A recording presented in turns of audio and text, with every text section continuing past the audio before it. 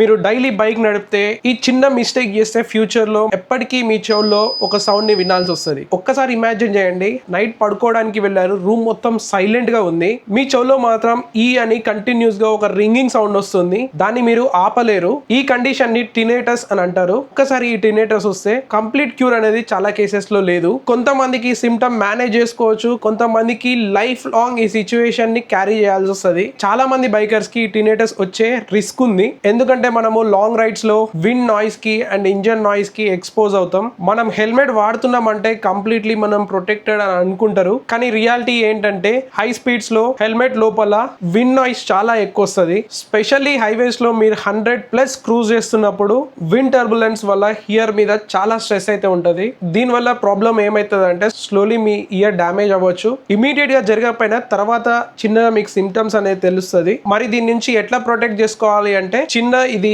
Ear plugs వాడితే సరిపోతుంది. ఇవి చాలా చీప్ ఉంటాయి, 100 రూపీస్ కే దొరుకుతాయి. మీరు సిటీలో ఉంటే బ్లింకిట్, జెప్టోలో కూడా దొరుకుతుంది. ఇన్ కేస్ మీకు దొరకకపోతే కింద కామెంట్ లో లింక్ అని టైప్ చేయండి, నేనే మీకు డిఎం చేస్తా. ఇది హైవేస్ లో మీ ఇయర్స్ ని చాలా సేవ్ చేస్తుంది. ఇది ఇట్లా మీరు నార్మల్ గా ఇయర్ కి పెట్టుకోవచ్చు. కేరళ సిరీస్ స్టార్ట్ అయినప్పటి నుంచి ఇది వాడుతున్నాం. అండ్ చాలా మందికి ఒక డౌట్ ఉంటుంది, ఇది పెట్టుకున్న తర్వాత సౌండ్స్ ఏమన్నా బ్లాక్ అవుతుందా అని అనుకుంటారు. ఇది జస్ట్ అన్వాంటెడ్ సౌండ్ అయితే బ్లాక్ చేస్తుంది. Traffic sound, horns, surrounding sounds అన్ని మీకు క్లియర్ గా వినిపిస్తాయి. ఈ ఇయర్ ప్లగ్స్ ని రైడింగ్ గేర్ లో ఒక పార్ట్ లాగా చూడండి. ఎందుకంటే యాక్సిడెంట్ ఒక్కసారి జరగవచ్చు, కానీ హియరింగ్ డ్యామేజ్ గ్రాడ్యువల్ గా జరుగుతుంది. నెక్స్ట్ టైం రైడ్ కి బయలుదేరేటప్పుడు బైక్ ని మాత్రమే ప్రిపేర్ చేయకండి, మీ ఇయర్స్ ని కూడా ప్రొటెక్ట్ చేసుకోండి.